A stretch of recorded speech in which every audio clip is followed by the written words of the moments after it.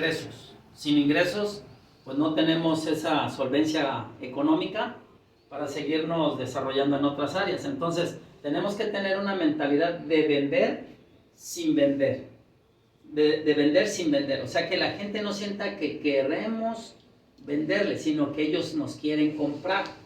Es una psicología a la inversa. Entonces, tengo que explicar lo que viene siendo el cierre jurídico, porque a eso nos dedicamos. Nosotros tenemos que, sí o sí, hacer que la gente entre en una situación de que es con nosotros con quien tiene que contratar. ¿Y cómo se hace eso? Bueno, yo le llamo la técnica de la estrella para poder cerrar.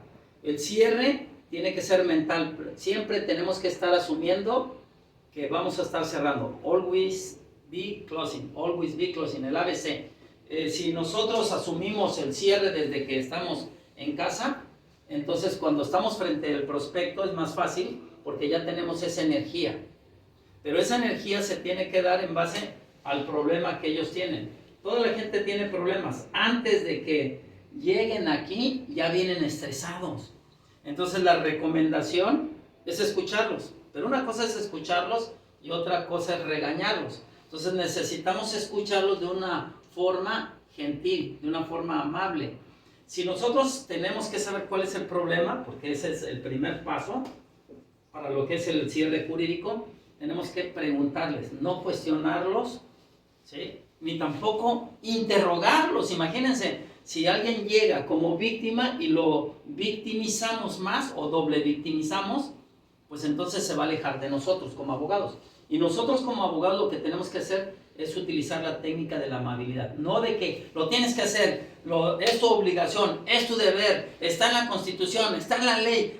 No, nada de eso. Eso no les interesa a ellos. A ellos no les interesa saber cuáles son sus obligaciones. Si de niños les decían qué hacer, ahorita de grandes mucho menos lo quieren hacer. Entonces nada más decirle, mire, sí, entiendo que es su problema, escucharlos, no regañarlos, escucharlos, sí preguntarles, pero de una forma amable. Cuando nosotros cambiamos esa actitud de no quererles vender y no querer tener la razón, porque muchas veces, ¿qué es lo que sucede? Somos a veces un poco soberbios o un tanto soberbios porque conocemos la ley. Entonces, no, es que usted no sabe, es que, a ver, dígame, es que, escúcheme, dígame bien, a ver, ¿supone o no supone? Y empezamos a regañar a la víctima que viene con esa dolencia, ese problema que lo que quiere es una solución. Ya sabe que tiene un problema, pero en ese punto tenemos que saber exactamente cuál es el problema. Para eso las preguntas importantes con el tono de voz que debe ser el importante y el lenguaje corporal sin hablar así y sin alzar tanto la voz es importante porque ese tono amable y ese lenguaje corporal tiene que ser de una forma empática.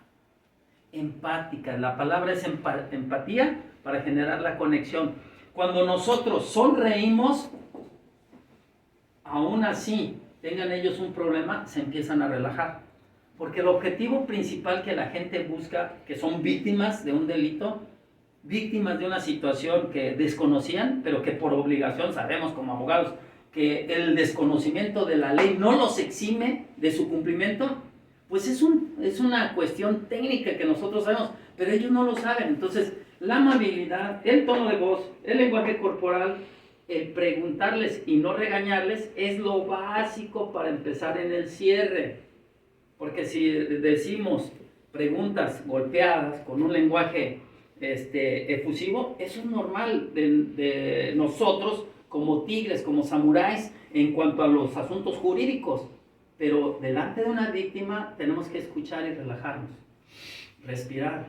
Sabemos que muchas cosas se hacen porque en un momento dado por desconocimiento de la ley y tropiezan y vuelven a tropezar y luego salen con otras cuestiones de que si su hijo, que si su vecino y que por qué y que no hay justicia y que la ley no se toma en cuenta. Pues eso ya lo sabemos como abogados. La justicia es algo que se tiene que pelear, es algo que se tiene que buscar mediante procedimientos jurisdiccionales, mediante las administraciones, mediante recursos, amparos, escritos, todo eso.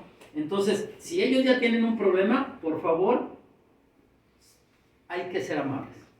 Una actitud positiva, una actitud mental positiva va a ayudar para saber exactamente cómo ayudarles. Y no cuestionarlos, ni mucho menos interrogarlos. A ver, ¿está usted cierto de lo que me dice? ¿Tiene pruebas de lo que me está diciendo? ¿De verdad? A ver, ¿piensa o cree? ¿O qué es lo que me dicen? Eso hay que quitarlo de nuestro vocabulario como vendedores de servicios jurídicos, porque somos closers, somos unos negociadores. Entonces, este punto es principal, ¿vale? De aquí, ¿qué tenemos que hacer? Sensibilizarlos que ese dolor existe. Muchas veces también la gente tiene el problema y no sabe cuál es la dolencia principal que les está amargando su momento. No saben cuál es esa dolencia. Nosotros dentro de las preguntas hacemos un verdadero discovery, hacemos un verdadero escrutinio de cuál es la situación que está sucediendo. Muchas veces en las pensiones alimenticias a veces no es la cuestión económica, a veces es que quieren tener a su hijo. O a veces es al revés, quieren tener a su hijo y no les importa la pensión alimenticia. Entonces, ese saber, que es el punto número 2, qué es lo que verdaderamente le duele, qué es lo que lo mueve, qué es lo que lo está incitando a venir como víctima, a quejarse y decir que no hay un sistema justo para él, es lo que tenemos que encontrar. ¿Qué es específicamente el dolor que lo está haciendo que nos venga a pedir la asesoría? Cuando nosotros sabemos eso y lo sensibilizamos a que él sepa qué es esa parte que le incomoda, que es la que lo victimiza, entonces podemos darle una solución. Pero antes de ir a la solución, tenemos que tener evidencias de gente que hemos ayudado. Evidencias son historias de terceros, son testimonios que una persona ya estuvo con nosotros en una situación parecida y le resolvimos el caso. Entonces, como tercer punto, es hablar de algunas evidencias, algunos casos, lógicamente sin decir los nombres por la secrecidad de la investigación o por lo que vienen siendo los datos personales en posesión de particulares. No podemos y no debemos, bajo también los tratados internacionales, hablar de otras personas, pero sí de un caso en específico, dándole un alias de que resolvimos ese caso en una situación jurídica que estaba precisamente pasando. Una historia de tercero o una historia de éxito donde hayamos resuelto el caso o mostrándoles un video. Cuando nosotros ya sabemos cuál es el dolor, el problema, y sabemos cuál es específicamente la dolencia, entonces al presentar una evidencia, propiamente lo que estamos haciendo es convencer a la gente, porque ya generamos esa empatía por el tono de voz, por escucharlos y no cuestionarlos, y luego entonces lo único que quedaría para que tomen la decisión con nosotros es generar la urgencia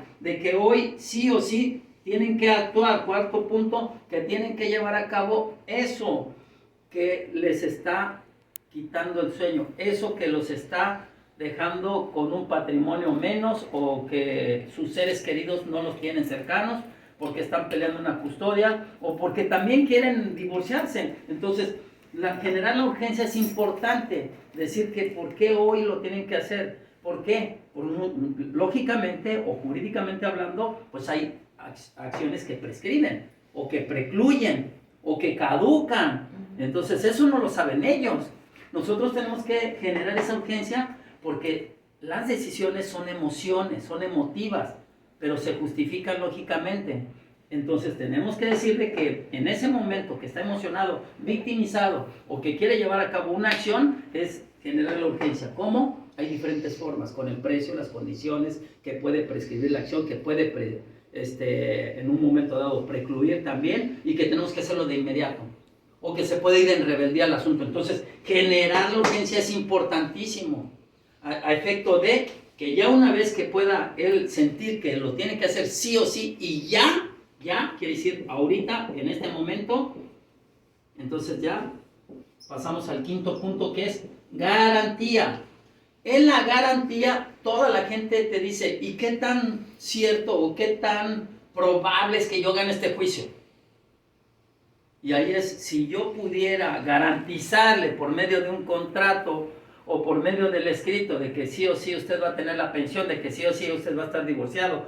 Lógico, no todos los asuntos se pueden garantizar al 100, Pero si ellos escuchan que hay un contrato en donde se les garantiza por medio de ese escrito llamado contrato, en donde nosotros nos obligamos a darle ese servicio hasta terminar bien el asunto, la gente ya se siente relajada, tranquila, y lo que busca es eso, tranquilidad.